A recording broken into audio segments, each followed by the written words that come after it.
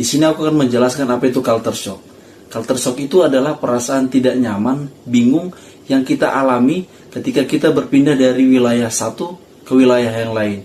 Karena wilayah tempat kita berpindah itu berbeda cara bicaranya, perilakunya, tata aturannya, dan sebagainya.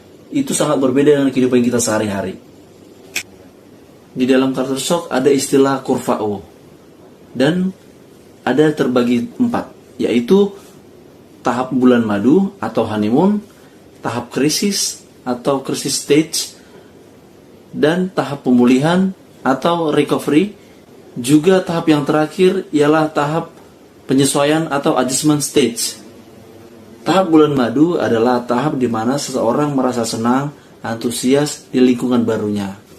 Dan pada tahap krisis adalah tahap di mana mulai muncul rasa kaget, heran, bingung terhadap lingkungan tempat barunya.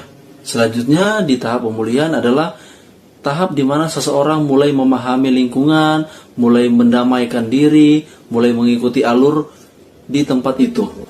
Dan yang terakhir adalah tahap penyesuaian di mana seseorang merasa nyaman dan mampu menyeimbangkan nilai-nilai budaya di tempat lama dengan tempat barunya. Mengapa kurva ini disebut sebagai kurva U? Karena adaptasinya dimulai dari titik yang positif, di mana seseorang antusias terhadap lingkungan barunya, turun ke fase sulit di saat dia mulai kaget dengan lingkungannya yang tidak sama dengan lingkungan lamanya, lalu naik lagi ke fase penyesuaian, di mana seseorang sudah mampu menyesuaikan nilai-nilai budaya di tempatnya yang lama dengan tempatnya yang baru sehingga lebih stabil. Contoh nyatanya adalah saya sendiri.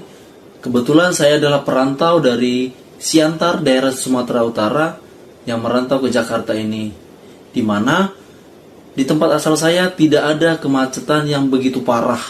Paling lama ya cuma sebentar-sebentar saja dan tidak panjang. Sementara di Jakarta ini kita bisa lihat setiap hari di mana-mana macet. Ada di Sudirman, dan yang paling terkenal itu ada di TB Simatupang. Saya bisa melihat berita macet berjam-jam pada saat jam pulang kerja. Awalnya saya sangat kaget, shock dengan kemacetan ini yang begitu parah, di tengah teriknya matahari, di tengah guyurnya hujan, dan sering marah-marah sendiri di kendaraan karena harus terjebak macet yang begitu lama dan begitu panjang. Tetapi semakin lama saya sudah mulai terbiasa dan berusaha untuk menikmati serta beradaptasi pada kemacetan Jakarta.